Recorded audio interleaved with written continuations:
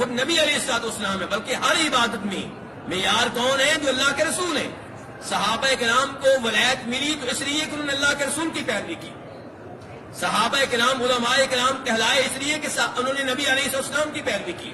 اب اگر کسی مسئلے میں اختلاف ہو جائے، ایک طرف حدیث ہو، ایک طرف صحابہ کرام کا قول ہو، فتویٰ ہو، وہاں پہ کس کو لیا جائے گا؟ نبی علیہ السلام کی حدیث کو لیا جائے گا، صحابہ کرام کا فتویٰ بھی چھوڑ دیا جائے گا۔ بات کے بزرگ تو بات کی بات ہے۔ آئیے آپ کو ایک مثال دیتا ہوں۔ امام طحاوی روایت کرتے ہیں، امام طحاوی کے بڑے امام ہیں، فقہ حنفی سے ان کا تعلق ہے، وہ روایت کرتے ہیں اور دیگر ائمہ کرام نے بھی اس حدیث کو روایت کیا ہے کہ جناب عبداللہ بن عمر رضی اللہ عنہ بیٹھے ہوئے تھے، شام سے تعلق رکھنے والا ایک آدمی آیا اور اس نے کہا کہ حج تمتع کرنا کیسا ہے؟ کیا سوال کیا؟ حج تمتع کرنا کیسا ہے؟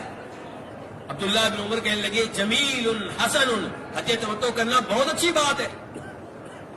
وہ کہنے لگا اگر اچھی بات ہے تو آپ کے والد صاحب تو حج تمتع سے روکتے ہیں۔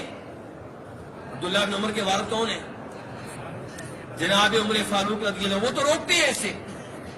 تو عبداللہ بن عمر کہنے لگے مجھے یہ بتاؤ کہ جب نبی علیہ السلام نے حج تمتع کی ترغیب دی ہے، اس کا حکم دیا ہے اور میرے والد صاحب روکتے ہیں، تو پیروی اللہ کے رسول کی جائے گی کہ میرے والد کی جائے گی؟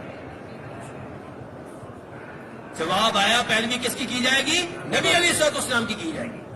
اب یہاں پہ دیکھیے جناب عمر فاروق جو علم و مقام میں، شان میں نبی علیہ السلام کے بعد دوسرے نمبر پہ ہیں، اور ہم علم کے لحاظ سے ان کے سامنے کچھ بھی نہیں ہے، لیکن یہاں پہ جناب عمر فاروق کا مقابلہ ہم سے نہیں ہے۔ جناب عمر فاروق کے مقابلے میں کون ہے؟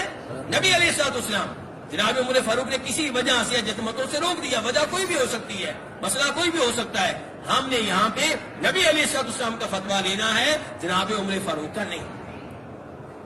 تو اس لیے میرے بھائیو، حج ہو، روزوں کا مسئلہ ہو یا نماز کا مسئلہ ہو، فَإِن تَنَازَعْتُمْ فِي شَيْءٍ فَرُدُّوهُ إِلَى اللَّهِ وَرَسُولِهِ، اس کا حل اللہ سے لینا ہے، اللہ کے رسول علیہ السلام سے لینا ہے۔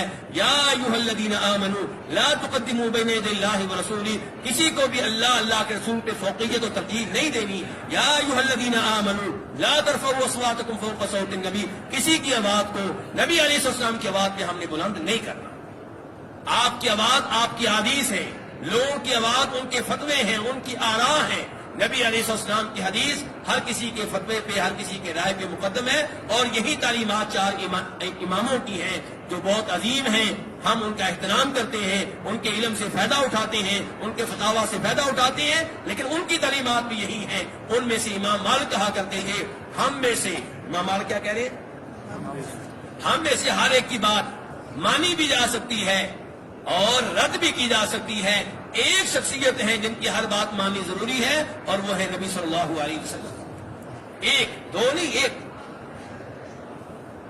یعنی کہ یہ اعزاز صرف نبی علیہ السلام کا ہے، جناب صدیق کا بھی نہیں، جناب فاروق کا بھی نہیں، جناب عثمان کا بھی نہیں یہ مقام کہ ان کے فتوے کی وجہ سے حدیث کو چھوڑ دیا جائے، بلکہ حدیث کی وجہ سے ان کا فتویٰ ترک کیا جائے۔